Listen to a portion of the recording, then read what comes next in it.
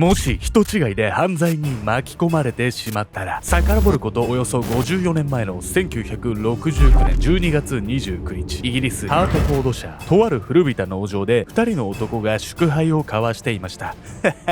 これで俺たちも大金持ちだ。酒瓶のまま豪快に酒を煽ったのは兄のアーサー・ホセイン。アーサーの向かいに座る弟ニザムディン・ホセインも上機嫌な様子で同調します。2人は南米北端の小国トリニダード・トバゴからイギリスへやってきた移民の兄弟。大金を欲した彼らはつい先ほど身代金目的の誘拐事件を起こしたばかりでした。標的となったのは大手新聞社の社長ルパート・マードックの夫人。億万長者と知られるマードックの夫人を誘拐すれば高額な身代金は約束されたようなものだと2人は思っていたんです。しかし兄弟に一つ大きな誤算がありました。あんたのことはなんて呼んだらいいかな、マードック夫人。浮かれた様子をそのままに女性に投げかけた兄アーサー。すると女性は怯えながらも確かにこう答えたんです。私は社長の奥さんじゃないわ。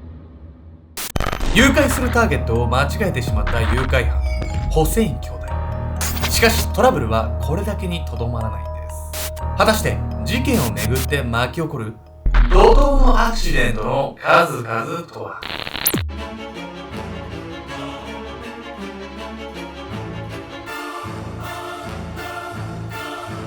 おそす、チリ浜って車で唯一入れる砂浜だって知ってた？ケンちゃんです。それどこ？闇みこです。今回皆様にご紹介するのはイギリス史上初めて本格的に起こってしまった誘拐事件について。この事件、マッケー夫人誘拐事件というんですけど、注目すべき点はそんなことあんのっていうことがめちゃくちゃ起こっちゃうんです。誘拐事件っていう時点でね、アクシデントじゃないの。その上に何かそれ以上のことが起こるってどういうことなの？もう重なりに重なりますよね。そうなの？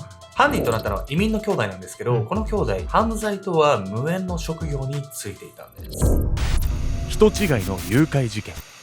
遡ることおよそ54年前の1969年12月29日、イギリスハートフォードシャー州。マードックの妻じゃないだと。じゃあお前は誰なんだ。古びた農場に一人の男の声が響いていました。慌てた様子で声を荒げるその男はアーサー・ホセイン。その隣では22歳の弟ニザムディンが同じように困惑した表情を浮かべています。トリニダード・トバゴからの移民である兄弟はたった今誘拐事件を起こしたばかり。狙われたのは週刊誌ニュース・オブ・ザ・ワールド、日刊誌ザ・サンなどを発行する大手新聞社ニュースコーポレーションの社長ルパート・マードックの夫人アンナ。しかしホセイン兄弟が誘拐したその女性は確かにこう答えたんです。私の名前はミュリエル・マッケイン。アンナさんじゃないわ。そう、2人が誘拐してきたその女性は社長夫人とは全くの別人。兄弟はなんと人違いの誘拐事件を起こしてしまったんです。誘拐する相手がどんな人なのかって確認してない時点でかなり下手くそじゃない？実はね、この兄弟めちゃくちゃ下調べしてたんですよ。実は。どういうこと？待て、マードックの妻じゃないならなんでお前はマードックの家にいたんだ。社長夫人とは別人だと語るミュリエルを問いただす兄アーサー。そう、兄弟は社長のマードックが新聞社から帰宅する際、彼の車の後をつけて自宅の場所を下調べしていました。そしてマードックの自宅で夫人が一人になるタイミングを測り誘拐を決行。自宅には他に誰か出入りしている形跡もなく、人違いなど起きるはずもありませんでした。理解の追いつかないその状況にただただ取り乱す兄弟。するとミュリエルは続けてこんなことを言ったんです。私はマードックさんじゃなくて副社長アリック・マッケイの妻よ。ミュリエルのその言葉に兄弟はようやく自分たちが犯した重大なミスに気がつくんです。あの車を運転していたのは副社長だったのか。そう、社長のマードックがいつも乗っていたロールスロイスは実は車用車。ホセイン兄弟がその車を尾行した際、マードックは休暇中で副社長のアリック・マッケイが車を使っていました。こうして兄弟は副社長の自宅を社長の自宅と勘違いし、人違いの誘拐事件を起こすことになったんです。くそ、これじゃあ億万長者の夢が。その場にへたり込み肩を落とす兄アーサー。彼は弟と共に誘拐事件を計画し始めたその時のことを思い返していました。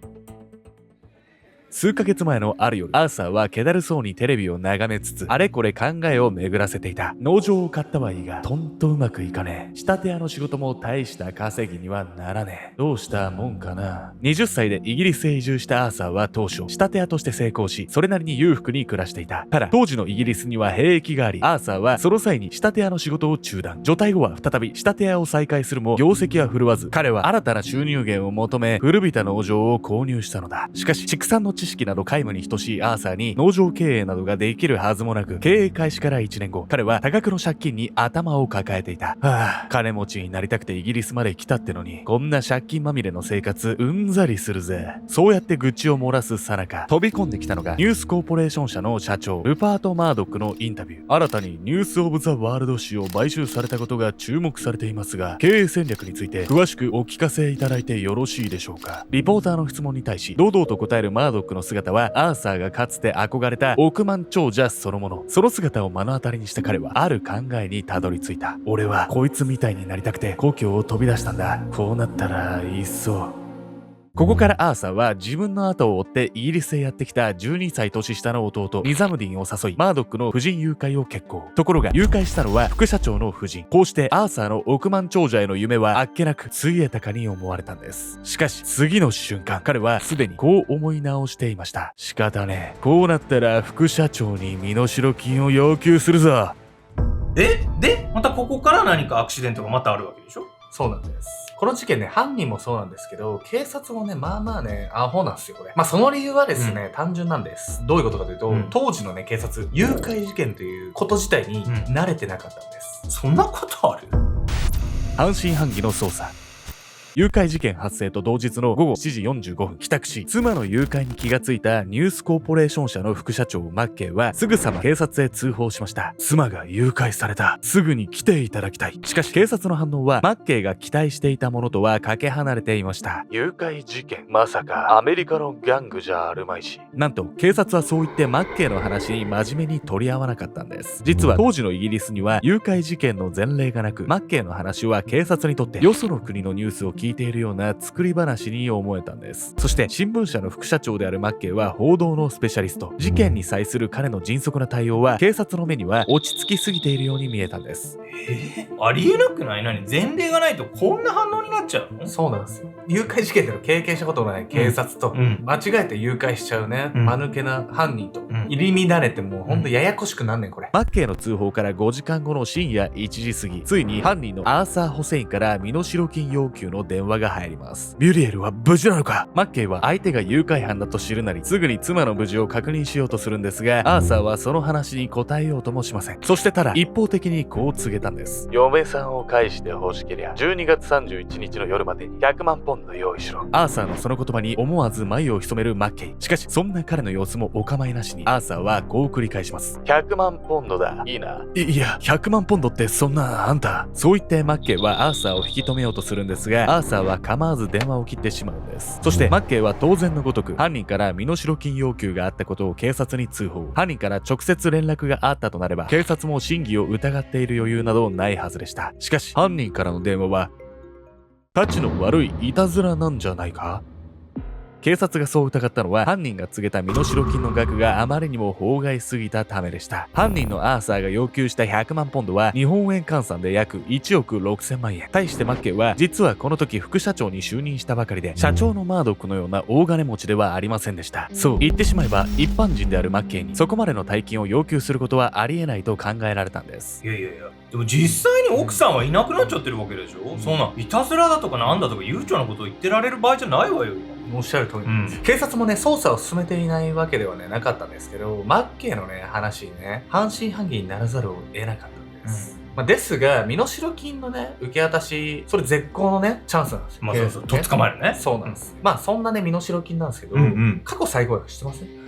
300 バーツぐらい。というわけで本日のメトラキーワード、身代金について。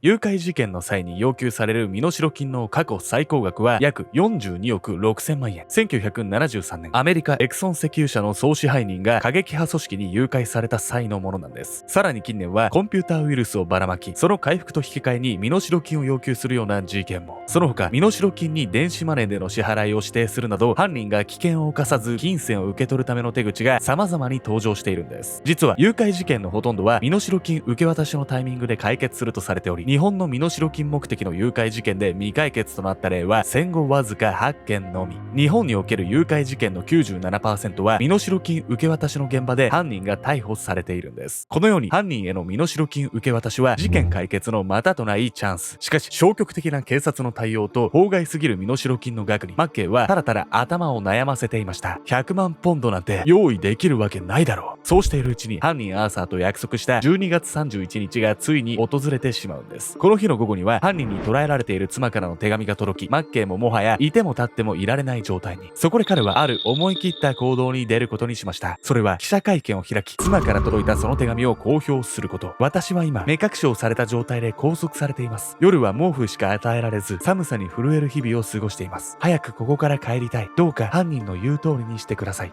集まった記者を前に妻ミュリエルの悲痛な思いが綴られた手紙を読み上げたマッケイ。この時彼は同時に次のような内容を話しました。妻は重い心臓病を患っている。一刻も早く家に帰してあげたいんです。マッケイは切迫した状況を世間に伝え、資金援助でも取り付けようというのでしょうか。違うんです。マッケイは続けて言いました。もし妻に万が一のことがあれば、人質を失った君たちには一銭の金も入らない。どうか2万ポンドで妻を返してもらえないか。そう、マッケイが記者会見を開いた意図は犯人への身代金減額の要求だったんです。なるほど、考えたわね。確かに人質がもう死んじゃったらね、元も子もないんだから犯人たちもこれ応じざるを得なくなっちゃうんじゃない？そう思うところなんですけれどもね、簡単にことは運ばないんです。マッケイの記者会見は繰り返し報道され、あっという間にイギリス中の話題となっていきました。当然、犯人のホセイン兄弟もこの報道を見ており、すぐにマッケイに2人からの電話がかかったんです。そして電話口の犯人アーサーはこう言い放ちます。おい、100万ポンドはまだか。そう、ホセイン兄弟は妻が亡くなれば身代金は一銭も入らないというマッケイの言葉を一切無視し、変わらず100万ポンドを要求し続けたんです。兄弟は誘拐したミュリエルがすぐに亡くなるとは思っていなかったのか、あるいはマッケイの言葉の意味自体を理解していなかったのか、その真意は定かではありませんが、マッケイの必死の訴えが聞き入れられることはついになかったんです。そこからマッケイとホセイン兄弟はなんと3週間にもわたって身代金の交渉を行います。その間交わされたやり取りは手紙3通、電話18回。結果最終的には半額の50万ポンドで両者合意することになるんです。ただ半額になったからといってその額がマッケイに払えるものではないことは変わりありません。そう、実はこの約束は犯人をおびき出すためのフェイク。身代金の受け渡しは警察が用意した偽札で行われることになったんです。偽札を用意できるのであれば、電話来た時点で最初からそうしなさいよ。警察もね、マッケイと犯人のやり取りがね、激化していくのを見てね、ちょっとそろそろっつって対応をね、本腰入れ始めたんでしょうね。もっと早くやれよって話なんですけど。遅い！ですがね、この事件でまだまだ呆れてしまうような展開が待ち受けていたんです。まだ？最悪の失態。ミルエルの誘拐から2ヶ月後の1970年2月1日、身代金受け渡しの当日を迎えたその日、犯人が指定したその場所では多数の警察官が緊張感をあらわに待機していました。絶対に犯人を捕まえてやるぞ。そう、マッケイの記者会見で事件が注目された今となっては、警察はこの作戦を何としても成功させなければなりませんでした。そのため可能な限りの人員を集め、犯人のホセイン兄弟を今か今かと待っていたんです。しかしなんとその日、犯人はいくら待っても指定の場所に現れませんでした。どういうこと？あんなに身代金欲しがってたのに？もうね、警察ほんとバカなんですよ。バカって言いたくないですけど、身代金の受け渡しが用意されていた日の2日後、警察へ1本の電話が入ります。そして電話口の男はおかしそうに笑いながらこう言いました。いや、警察気合入りすぎなんだよ。そう、電話をかけてきたのは犯人のホセイン兄弟。身代金受け渡しの日、指定の場所にはかき集められた私服警官が大量に待機していました。兄弟がそこに現れなかったのは不自然なほど通りに人が溢れているその状況に違和感を覚えたから。結局マッケイはそこから再度ホセイン兄弟と約束を取り付け、3日後の2月6日、2度目の身代金受け渡しが行われることになるんです。誘拐事件の扱いにいくら慣れてないって言ってもちょっとひどすぎるでしょ。これは普段いないところに人だかりが私服警官だと言ってもできてたら、それ誰でも怪しむわよ。開いた口が塞がらないとはね、このことですよね、本当に。とはね、こうして迎えた2度目の身代金受け渡し。果たして犯人逮捕となるんでしょうか。1970年2月6日、マッケイはハートフォードシャー州の東に位置する町、ビショップス・ストートフォードへやってきていた。指定のガレージへ偽札の入ったスーツケースを置き、その場を後にしたマッケイ。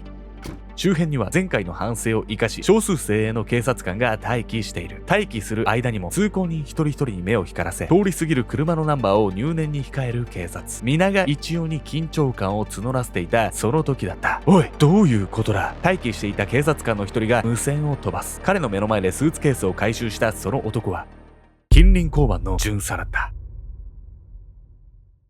実はスーツケースが指定の場所に置かれたその直後、たまたま通りかかった夫婦がそれを落とし物と勘違いし、近隣の交番へ通報。何も知らない警察官がスーツケースの回収に現れたんです。当然近くでその様子を見ていた犯人は逃走。こうしてまたしても警察は犯人逮捕に失敗してしまうんです。ここまで何もかもうまくいかないことなくない？近隣のね、交番にもね、身代金のね、受け渡しのことを伝えておくべきだったんでしょうけど、まさかね、落とし物として届けられるなんて、もう確かに想定しないっすよね、そんな。度重なる犯人逮捕の失敗にマッケイは完全に落胆していました。もう妻は二度と帰ってこないかもしれない。しかしこの翌日の2月7日、彼の元へ思いもよらない報告が飛び込むんです。マッケイさん、奥さんを誘拐した犯人を逮捕しました。そう、偽の身代金受け渡しが失敗したあの日、警察は通りを行き来する車のナンバーを事細かに記録していました。その記録から当日現場を5回も行き来していた車があったことが分かったんです。ナンバーから身元を突き止めると、それは紛れもなくホセイン兄弟の車でした。さらに身代金要求の手紙に付着していた指紋や電話口の声が兄弟のものと一致していたことから、警察は2人の逮捕に踏み切ったんです。そして警察からマッケイへの報告はもう一つありました。これは犯人の供述から分かったんですが、奥さんはすでに亡くなっています。もし妻に万が一のことがあれば、人質を失った君たちには一銭の金も入らない。ホセイン兄弟がマッケイのその言葉を無視し、身代金の減額に応じなかったのは、すでにミュリエルが亡くなっていたからだったのかもしれません。ホセイン兄弟はミュリエルについてただ死んだと供述し、死因や遺体の場所などは一切黙秘。警察も懸命に捜査したんですが、ミュリエルの遺体はついに発見できませんでした。まさかすぎる。嘘でしょ。せっかく逮捕されたと思ってたのに。警察がね、早々に動いてればね、なんとかなったかもしれないですよね。こんな結末になっちゃう。こうして迎えた1970年10月6日、誘拐・脅迫の罪で有罪となったホセイン兄弟には、それぞれ終身刑が言い渡されます。そして2009年、兄アーサーは精神科病院で病死。2021年には、弟ニザムディンが、ミュリエルは誘拐直後に心臓発作で亡くなったと主張し、遺体の場所についても語ったとされているんですが、その真偽は不明。現在も被害者ミュリエルの遺体は見つかっていません。イギリス史上初の身代金目的の誘拐事件であるとともに、警察も犯人もあまりに間抜けすぎると注目されたこの事件。何より救えたかもしれない命が奪われてしまったことが悔やまれてなりません。